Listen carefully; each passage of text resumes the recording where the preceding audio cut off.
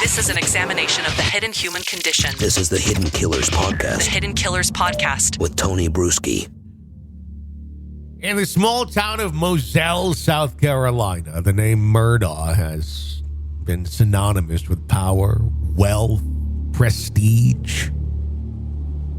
The Murdaugh family, of course, is a once prominent legal dynasty that we've been following for you right here. They've been the center of scandal and speculation for years, even going far beyond the current generation. And now, in the midst of the ongoing trial of Alex Murdaugh, the patriarch of the family accused of killing his son Paul and wife Maggie, a new chapter in the Murdaugh saga is unfolding. As if it could get worse, right? Well, in the new Netflix documentary, Murdaugh Murders, a Southern Scandal, which you may want to watch, Paul Murdaugh's former girlfriend, Morgan Doughty, has broken her silence to reveal a shocking tale of abuse and cover-ups. Doughty, who was in a relationship with Paul for several years, describes a dark and tumultuous relationship marked by Paul's excessive drinking and physical abuse. One night following a Christmas party in 2017, Doughty alleges that Paul was driving drunk when he crashed his truck. When she tried to call for help, Doughty says that Paul hung up her phone to call 911 and instead called his grandfather, Randolph Murdaugh, and his father, Alec.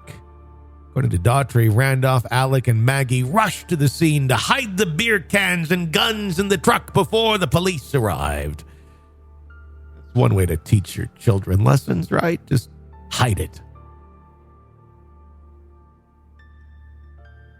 It's not the only time the Murdaugh family has been accused of cover-up. Doughty also recalls a shocking discovery made by the family's housekeeper, Gloria Statterfield. In 2018, Statterfield found bags of pills belonging to Alec, who had been struggling with an opiate addiction.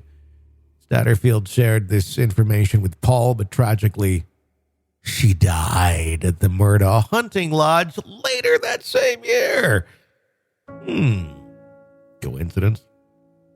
The allegations of abuse and cover-up are just the latest in a string of scandals and suspicious death links to that are all linked to the Murdaugh family between 2015 and 2021.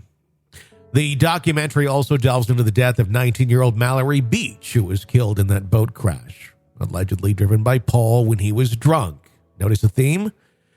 Doughty provided 25 videos of minors drinking alcohol with Alec and his family present, painting a picture of a family with a prevalent drinking culture. Doughty's testimony offers a glimpse into the inner workings of the Murdaugh family and the life of Paul Murdaugh, a young man who, according to Doughty, felt like a disappointment to his family and only received approval from the family's housekeeper, Gloria Statterfield. Doughty describes Statterfield as Paul's second mom, and notes that Paul was close with Statterfield, who died the same year she found Alec's baggie of pills.